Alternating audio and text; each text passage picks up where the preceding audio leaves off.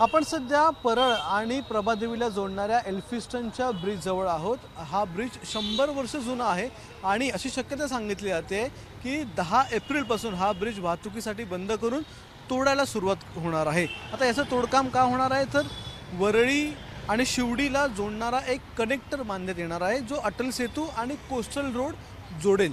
आता याच कनेक्टरच्या कामासाठी हा जो 100 वर्ष जुना ब्रिज आहे तो देखील तोडण्यात येणार आहे। MMRDA हे काम करणार आहे, पण या तोडकामाला इथल्या स्थानिकांचा विरोध आहे।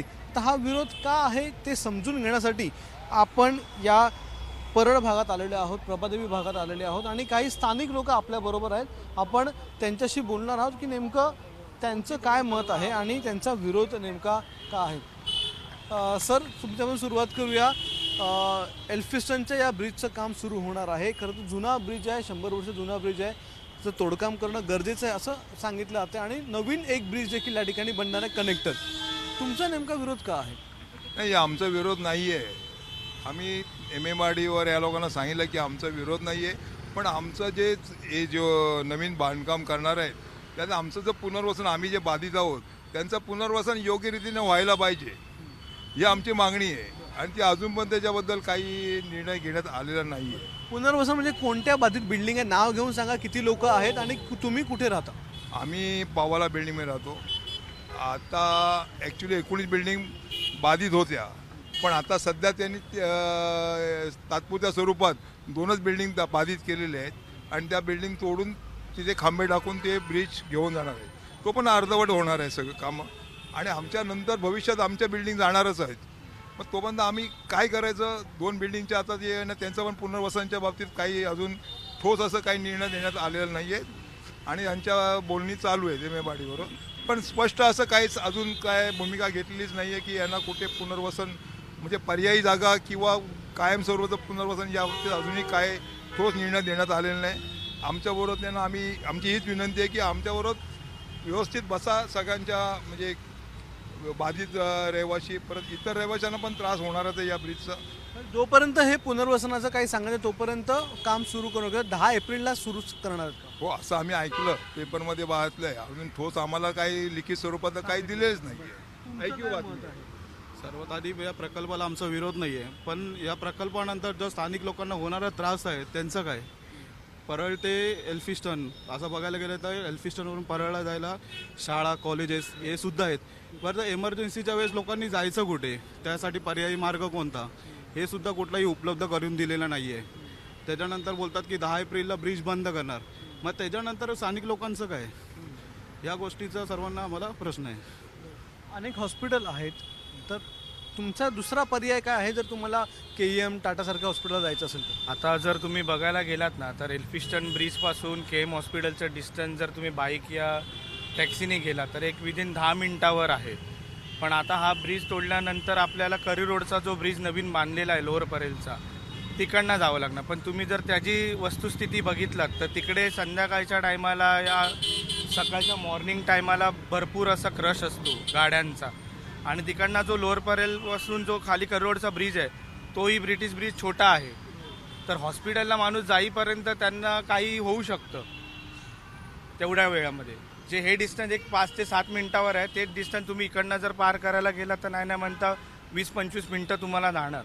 तोपर्यंत पेशंटचं काही होऊ शकतं। दुसरी गोष्ट ही की हा ब्रिज तोडताना जे बाजूच्या, आता तुम्ही जर बघाल तर हा मुरलीधर सामंत मार्ग आहे, हा पूर्ण चाळ एरिया आहे। त्यामध्ये काही चाळी अशा आहेत ज्या 100 वर्ष जुन्या चाळी आहेत, 100 वर्ष। तर हा ब्रिज तोडताना काही त्या चाळीला जर दुखापत होऊ शकते किंवा ढासळू शकतात, तर ह्याची दक्षता आणि ह्याची जिम्मेदार कोण घेणार हा एक प्रश्न आहे। शालेय मुलांच्या शिक्षणाचा काय प्रश्न आहे? इथे बघितलं तर वेस्टला इंग्लिश मिडियम शाळा आहे, तिकडे सुद्धा त्या शाळेमध्ये जाण्यासाठी मुलांना हा एकमेव रस्ता आहे आणि हा जर रस्ता उद्या ब्रिज तोडला आणि हा जर रस्ता बंद केला तर मुलांसाठी आणि इतर लोकांना, स्थानिक लोकांना जाण्या येण्यासाठी भरपूर फायदा होणार आहे।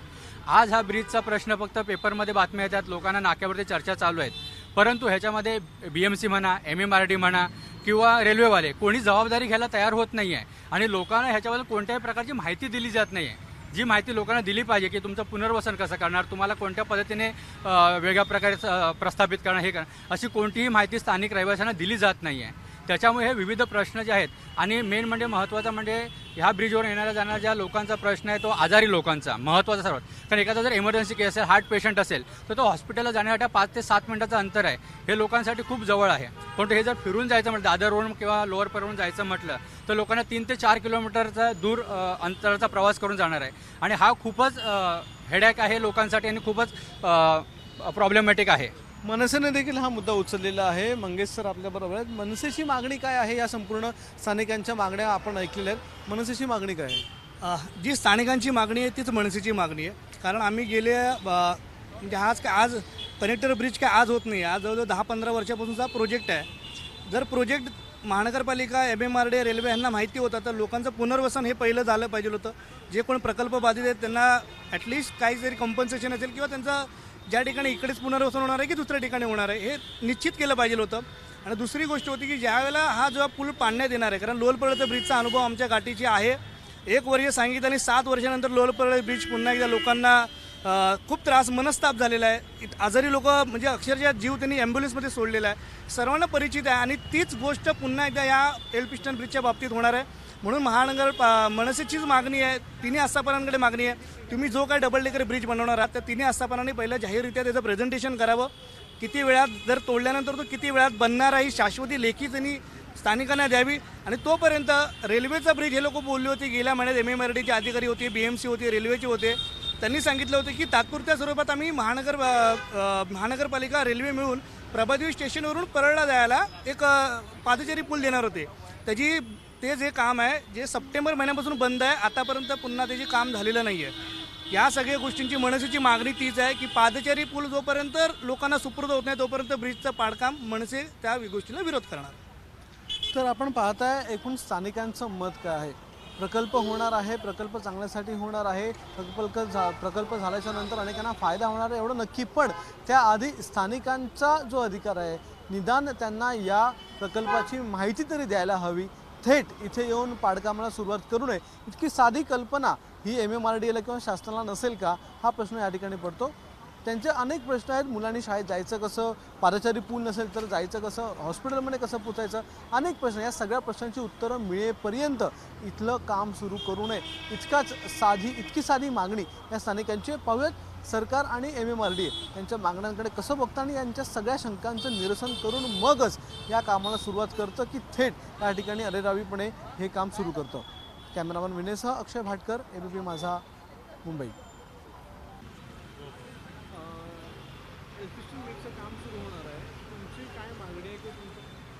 आमची मागणी म्हणजे एवढं आहे की ही समोर जी आमची सुरत बिल्डिंग आहे, जवळजवळ नाही तरी आतमध्ये 45 बैठ्या खोल्या आहेत आणि जवळजवळ 47 बिल्डिंगमधले रहिवासी आहेत, 21 दुकानदार आहेत.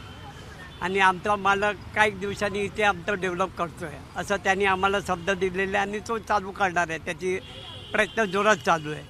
परंतु उद्या जर हा रोडचा आणि ब्रिजचं जर काम चालू होणार आणि हे जर काम चालू होणार तर आमचे रोड बंद तर हे गाड्या वगैरे जे त्याचं मटेरियल येईल, त्याचं सामान येईल किंवा उद्या जर आमचे कोणी इकडे रहिवासी जे कोणा आजारी पडले तर त्यांना जाणं येण्याचा मार्ग काय? तुम्ही आम्हाला पहिलं का सांगत नाही की बाबा इथे हा रोड कधी बनणार आहे आणि कधी हे बनवून किती दिवसात हे कंप्लीट होणार आहे? हे सगळं आम्हाला का जाणून द्या. बोर्ड का लावत नाही? तुम्ही एखादं साधं रिपेरिंग होतं तर रिपेरिंग तुम्ही बघता की तुम्ही कॉन्ट्रॅक्टरला सांगता कधी होणार आहे, एस्टिमेट किती पास झालं आहे, हे सगळं तुम्ही त्याच्याकडनं करून घ्यायला लावतो. मग हे का नाही करत? म्हणजे हे काय आम्हाला अक्षर हे बुद्धू बनवायचा प्रयत्न आहे, समजला ना? आणि हे या पद्धतीत जर हे काम करत असतील तर आमच्या या गोष्टीला विरोध नाही. त्या या ब्रिज बनावं ही आमची इच्छा आहे. प्रांच्यात मत आहे की नाही हे व्हायला पाहिजे. परंतु जर इथे आजारी पडला तर तो केममध्ये कसा जाणार? ही आम्हाला इथे सध्या ST स्टँड जवळ आहे, परेल स्टेशन जवळ आहे, LP स्टेशन जवळ आहे, त्याला आता अलीकडे प्रभादेवी नाव. तुम्ही नवीन ठेवताय. मग ही नवीन कामं जे तुम्ही सुरू करता तर त्याचा आधी प्लॅन करा, प्रयत्न करा तुम्ही आणि आम्हाला जनतेला लोकांना कळवा. आम्ही इथल्या रहिवाशांना त्रास होतो आहे.